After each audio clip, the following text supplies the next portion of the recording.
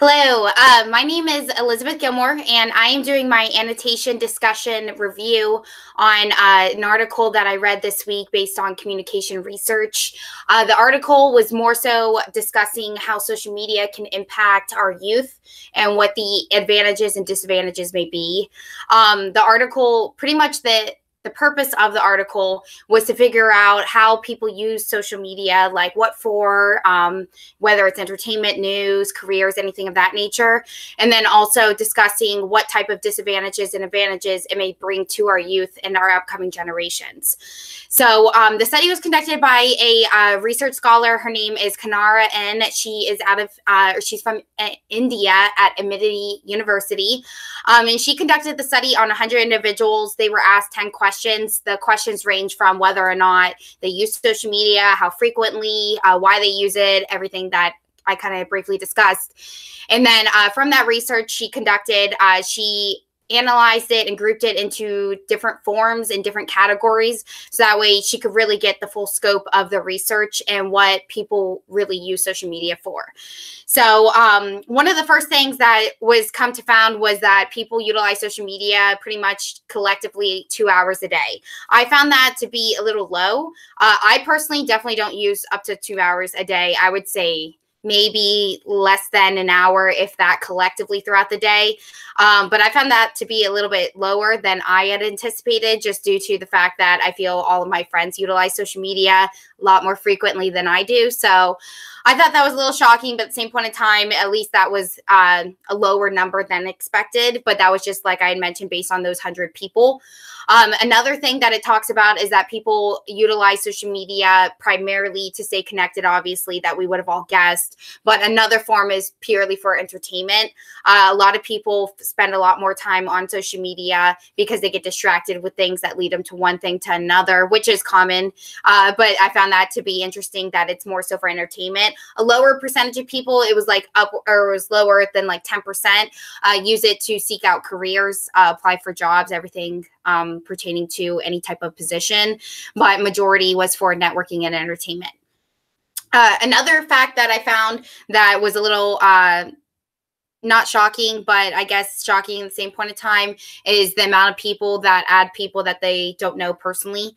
It found in the research, or Kanara found in her research, that people add up to 10 people that they're not familiar with, on a day-to-day basis to their networking platform, just to gain, more followers, or also, get to know people from all around the world. So I found that to be a little shocking, just because, well, I guess that it would really depend what you use your social media for. Typically with my social media, I try to use it, just to stay connected with my friends and family.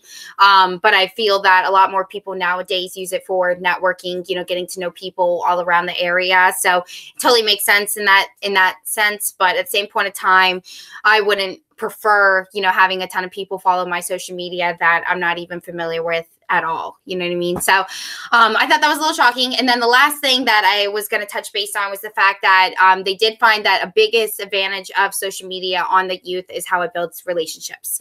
Upwards of 75% of the research found that a lot of individuals use social media to build relationships, and successfully have, whether it's meeting new friends, networking with peers, or even, highlighting people from different categories like fitness or business, motivational speakers.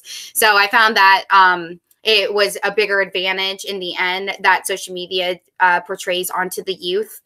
But, excuse me, in conclusion to all the data and it being reviewed, I found that social media can definitely affect everyone differently. An advantage for social media for one person could be a disadvantage to another. For example, it says that some people spend a lot of time on social media that can cause them to be more socially inclined, and they connect with people. But I find that also on another end, someone that spends that much time on social media could be a little bit more reserved and just a little bit more open on an online basis, versus forgetting how to kind of connect with people more directly in a face-to-face side.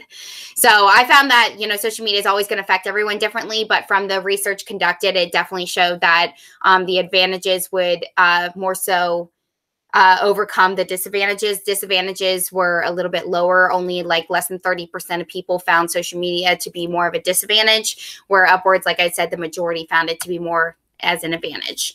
And then I found that also in the end of it, Kenora was able to identify that social media does connect people to one another. And out of the research she conducted, it showed that a lot of people were able to connect with people, outside of their area, and also, within locally, to create new, friends, relationships, everything. So I enjoyed the research. I found that it was beneficial to what I was looking for. I was definitely looking for something that was going to connect social media to some type of research, because I find it to be fascinating because it's such a two-way street. I find that there are multiple advantages when it comes to social media platforms, but I also know that it's a very controversial topic because of the fact that there's also the downfall with disadvantages in some sense. So I found it to be super interesting, and I enjoyed the article, and I hope everyone enjoyed my annotation review.